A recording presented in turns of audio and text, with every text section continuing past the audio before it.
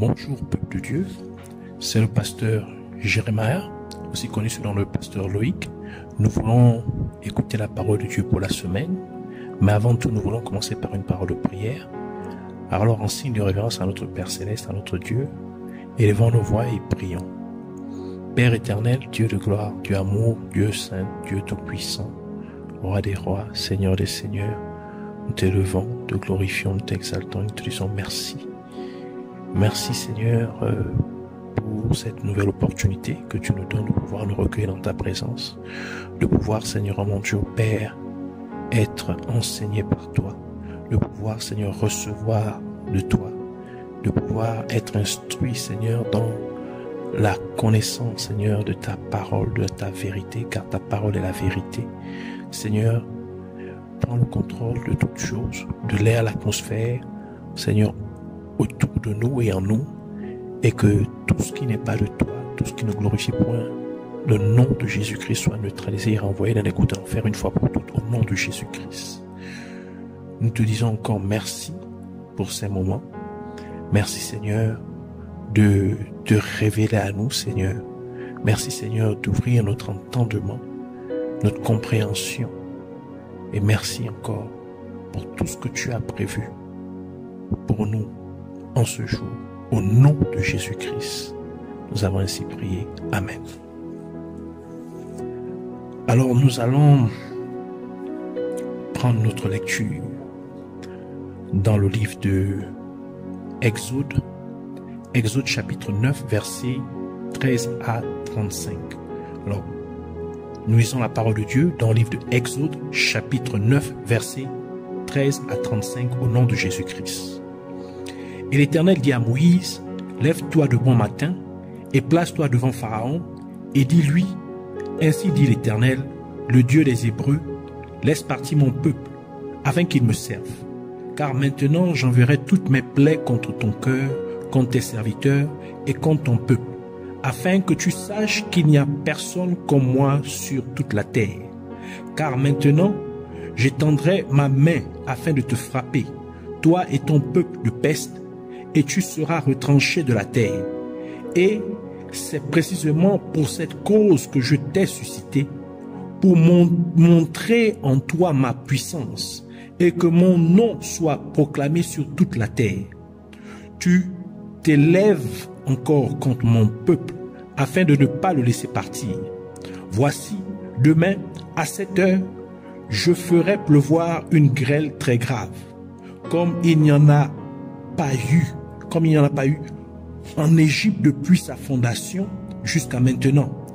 Envoie donc maintenant et rassemble ton bétail et tout ce que tu as dans les champs, car sur tout homme et toute bête qui se trouveront dans les champs et qui ne seront pas ramenés à la maison, la grêle tombera sur eux et ils mourront.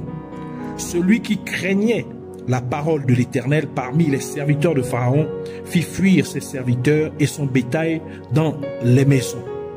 Et celui qui ne regardait pas la parole de l'Éternel laissa ses serviteurs et son bétail dans les champs.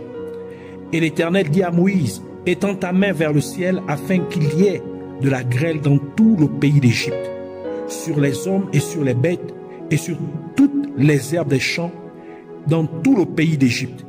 Et Moïse étendit sa verge vers le ciel, et l'Éternel envoya le tonnerre et la grêle, et le feu se promenait sur le sol, et l'Éternel fit pleuvoir de la grêle sur le pays d'Égypte. Il y eut donc de la grêle et un feu mêlé à la grêle, très douloureux, comme il n'y en avait pas de semblable dans tout le pays d'Égypte depuis qu'il est devenu une nation. Et la grêle frappa dans tout le pays d'Égypte, tout ce qui était dans les champs, hommes et bêtes. Et la grêle frappa toutes les herbes des champs et brisa tous les arbres des champs. C'est seulement dans le pays de Goshen, où étaient les enfants d'Israël, qu'il n'y eut pas de grêle. Et Pharaon envoya appeler Moïse et Aaron et leur dit, « J'ai péché cette fois. L'Éternel est juste, et moi et mon peuple sommes méchants. Implorez l'Éternel car c'est assez, pour qu'il n'y ait plus de puissants tonnerres et de grêle. Et je vous laisserai partir, et vous ne resterez plus. Et Moïse lui dit, dès que je serai sorti de la ville, j'étendrai mes mains vers l'Éternel, et le tonnerre cessera, et il n'y aura plus de grêle, afin que tu saches que la terre est à l'Éternel. Mais toi et tes serviteurs, je sais que vous ne craindrez pas encore l'Éternel Dieu. Et le lin et l'orge furent frappés, car l'orge était dans l'épi, et que c'était la floraison du lin. Mais le froment et l'épeautre n'étaient pas frappés, car ils sont tardifs.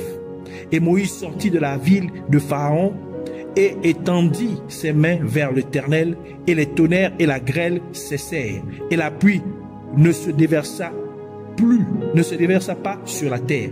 Et quand Pharaon vit que la pluie, la grêle et les tonnerres avaient cessé, il pécha encore et s'endurcit le cœur, et lui et ses serviteurs, et le cœur de Pharaon s'endurcit, et il ne laissa pas aller les enfants d'Israël, comme l'Éternel l'avait dit par Moïse. Que le Seigneur bénisse sa parole, qu'elle vienne pleine de révélations, de vie, de grâce, de bénédiction et de sagesse au nom de Jésus-Christ. Alors nous continuons dans notre enseignement principal, dans notre thème principal, laisse partir mon peuple. La semaine dernière, dans ce thème principal, nous avons parlé du sous-thème neutraliser la déesse égyptienne Isis, qui était la déesse dans l'Égypte ancienne, antique, la déesse de la magie, la guérison. C'est pourquoi Dieu frappa les Égyptiens, le bétail des Égyptiens, Dieu frappa les Égyptiens de l'ulcère.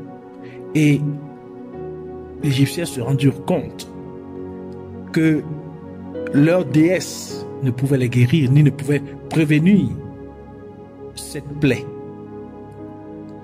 Et cela, nous avons vu que cela amenait les Égyptiens à comprendre que le seul et véritable Dieu, lui qui peut guérir, lui qui peut rendre malade, c'est le Dieu créateur, le Dieu Yahweh.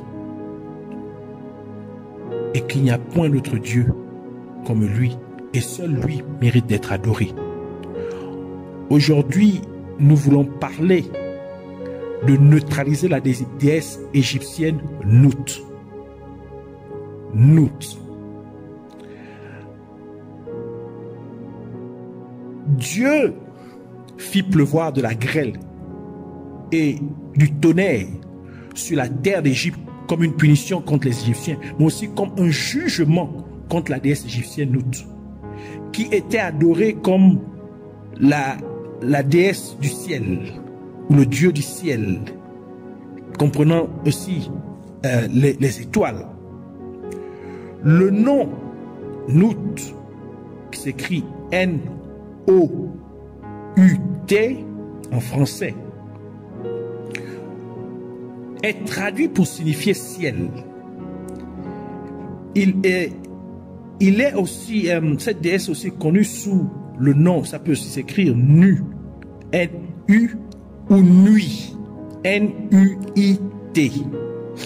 Et c'est de là que provient le nom Nuit.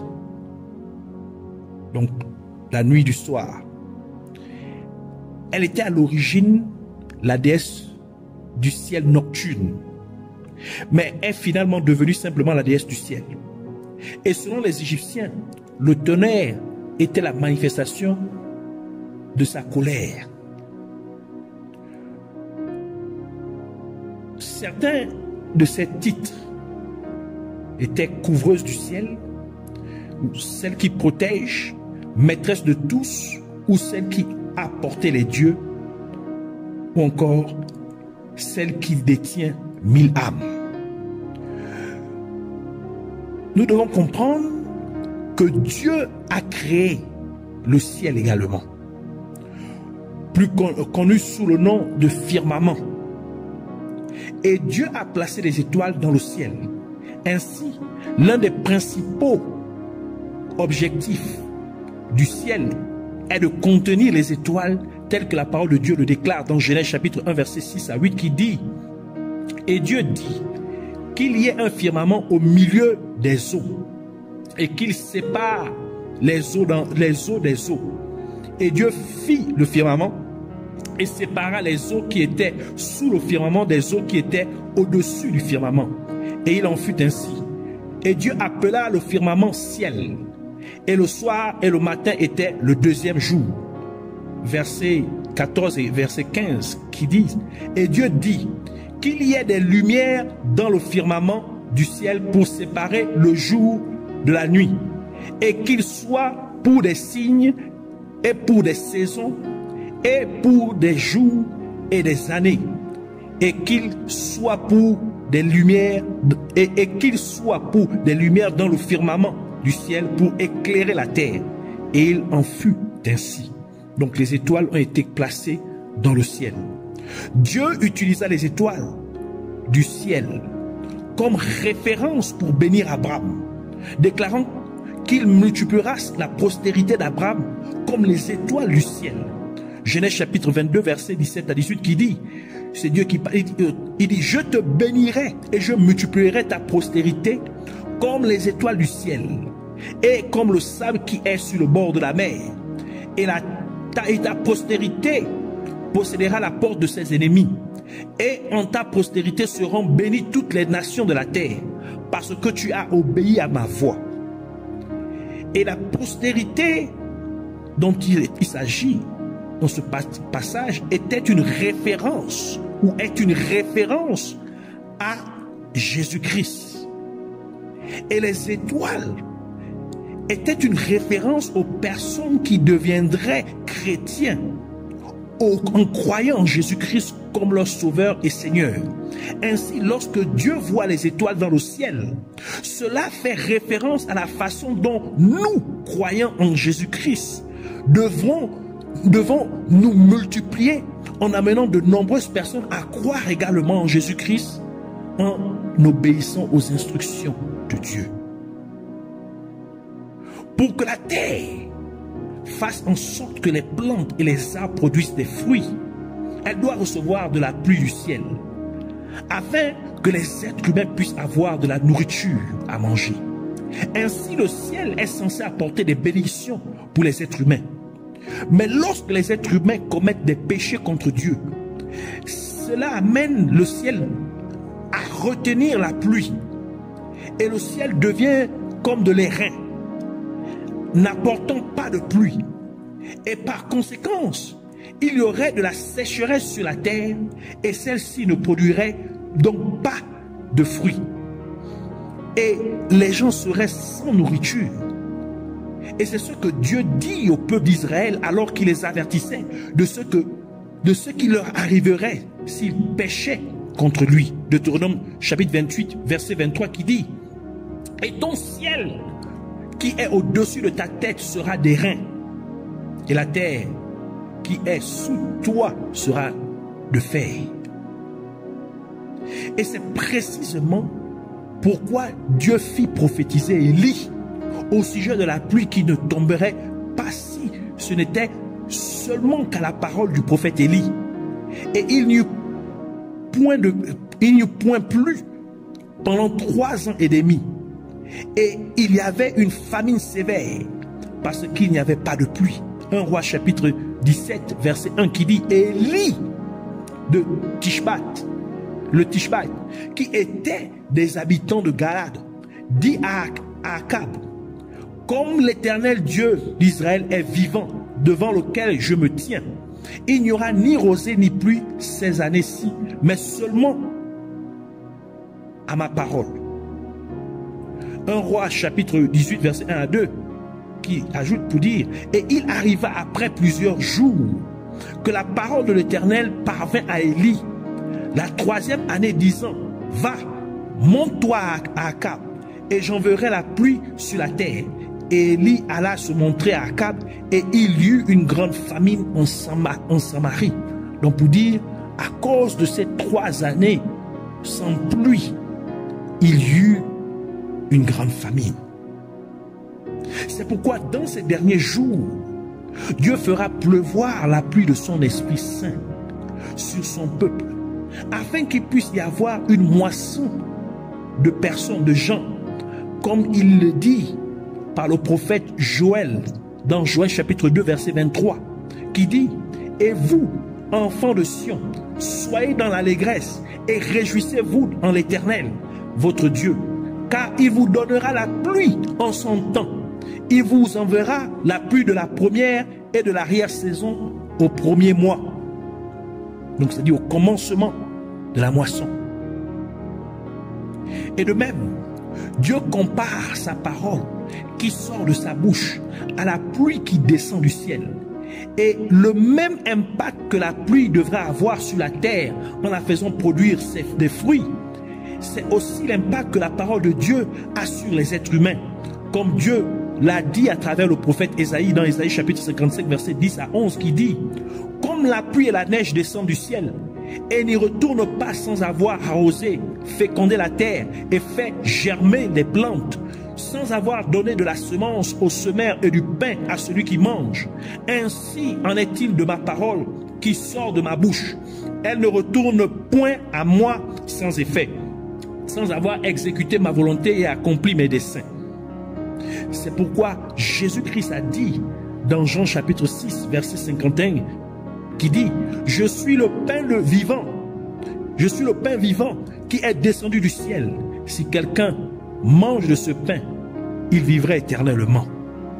Cela veut nous dire que Dieu provoque également une pluie de sa parole afin de préparer la moisson de ces derniers jours. Car, par conséquent, les croyants du monde entier doivent prêcher et enseigner la vraie parole de Dieu, la vraie doctrine du royaume de Dieu, remplissant ainsi la terre de la connaissance de Dieu, afin que l'église de Dieu soit prête pour le retour de Jésus-Christ. En effet, le ciel est censé faire pleuvoir des bénédictions sur les êtres humains. Votre vie est censée être comblée de bénédictions. Et pour que cela se produise, vous devez remplir le ciel de nuages de prière, de la même manière que l'eau s'évapore à travers la chaleur pour se condenser dans le ciel, afin qu'elle forme un nuage dans le ciel. Et quand le nuage est plein, il déverse son eau sur la terre sous forme de pluie, comme la parole de Dieu le décrit dans Ecclésiaste chapitre 11 verset 3, qui dit: si les nuages sont pleins de pluie, ils se vident sur la terre. La première partie du verset. De même, les croyants devraient prier avec ferveur et en conséquence, leur prière monterait au ciel et formerait un nuage spirituel. Et quand ce nuage serait rempli des prières des croyants, cela provoquerait une pluie de bénédiction de Dieu sur les croyants et même sur les nations. Et cela est bien décrit dans l'histoire du prophète Élie, qui pria avec ferveur pour que la pluie tombe, et il y eut une grande pluie. 1 Roi chapitre 18 verset 41 à 45 qui dit: Élie dit à Akab: lève-toi, mange et bois, car il y a un bruit de pluie abondante. Akab monta donc pour manger et boire, et Élie monta au sommet du Carmel, et il se jeta sur la terre et mit son visage entre ses genoux. Donc il se mit à prier et dit à son serviteur: monte maintenant, regarde vers la mer. Et il monta, regarda et dit: il n'y a rien. Et il dit: retourne-y 7 fois. Et il arriva à la 7e fois qu'il dit: voici un petit nuage s'élève de la mer, comme une main d'homme. Et il dit: monte, dis à Akab, prépare ton char et descends, afin que la pluie ne t'arrête pas. Et il arriva pendant ce temps que le ciel était noir de nuages et de vent, et il y eut une grande pluie. Et Akab chevaucha et alla à Jezreel. Et c'est pourquoi la parole de Dieu nous encourage à faire comme Élie. Car si Élie était un homme comme nous, si Élie qui était un homme comme nous pouvait le faire en priant Dieu avec ferveur pour que la pluie tombe, et le ciel donna de la pluie, cela signifie que nous aussi, qui, croyant en Dieu, pouvons faire la même chose. Tel que le livre de Jacques nous le dit, dans Jacques chapitre 5, verset 17 à 18, qui dit « Élie était un homme sujet aux mêmes passions que nous, et il priait avec ferveur pour qu'il ne pleuve pas. Et il ne plut pas sur la terre en l'espace de 3 ans et 6 mois. Et il pria encore, et le ciel donna de la pluie, et la terre produisit son fruit. » Donc, pour dire que si les croyants se mettent à prier, les êtres humains vont recevoir les bénédictions spirituelles de Dieu et vont porter du fruit. Ainsi, en tant que croyants en Jésus-Christ, nous devons prier Dieu solennellement. Et Dieu comblera votre vie de bénédiction. Donc, si vous vous mettez à prier de manière continue, Dieu déversera une pluie de bénédiction sur vous. Et c'est aussi par le même mécanisme que les croyants peuvent provoquer une fusion de l'Esprit de Dieu, donc de l'Esprit Saint sur toute la terre. Donc entraîner un réveil. Et il est donc impératif que chaque croyant se tienne debout dans la prière pour demander à Dieu un réveil en ces derniers jours. Et Dieu provoquera certainement une grande effusion de son Saint-Esprit sur son peuple à travers le monde entier. Dieu suscita Pharaon, l'oppresseur des Israélites, dans le but de montrer au Pharaon sa puissance afin que son nom soit connu sur toute la terre et que toute la terre sache qu'il n'y a personne comme lui. Donc qu'il n'y a pas d'autre Dieu comme le Dieu Yahweh. De même, Dieu a suscité les démons qui vous combattent, vous et votre famille, ainsi que les sorciers opérant contre vous et votre famille, afin de montrer en eux sa puissance, afin que son nom soit connu dans votre entourage et dans votre famille, et qu'ils puissent aussi savoir qu'il n'y a personne comme lui sur la terre, que lui seul est le véritable Dieu, qui mérite d'être adoré, qui mérite d'être servi. On devrait se rendre compte que cette fois, certains parmi le peuple de Pharaon crurent à ce que Moïse dit. Ainsi, ils cachèrent leurs serviteurs et leur bétail du champ, où la grêle et le feu seraient venus, ou devaient tomber.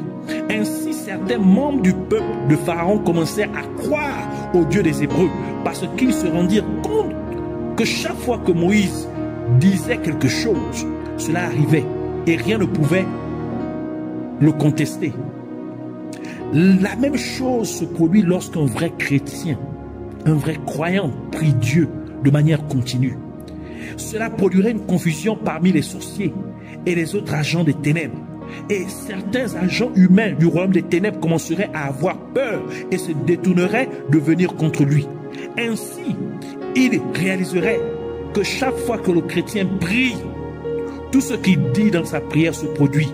Et cela même, tel que Jésus-Christ l'a dit dans Matthieu chapitre 18, verset 18, qui dit « Je vous l'ai dit en vérité, je vous le dis, tout ce que vous lierez sur la terre sera lié au ciel, et tout ce que vous délierez sur la terre sera délié au ciel. » Marc chapitre 11, verset 24, qui dit, c'est Jésus encore qui dit « C'est pourquoi je vous dis, tout ce que vous demanderez en priant, croyez que vous l'avez reçu, et vous le verrez s'accomplir. » Et la parole de Dieu ajoute dans Job chapitre 28 verset 28, chapitre 22 verset 28 qui dit « Vous déclarerez aussi une chose et elle sera établie pour vous. » La première partie du verset.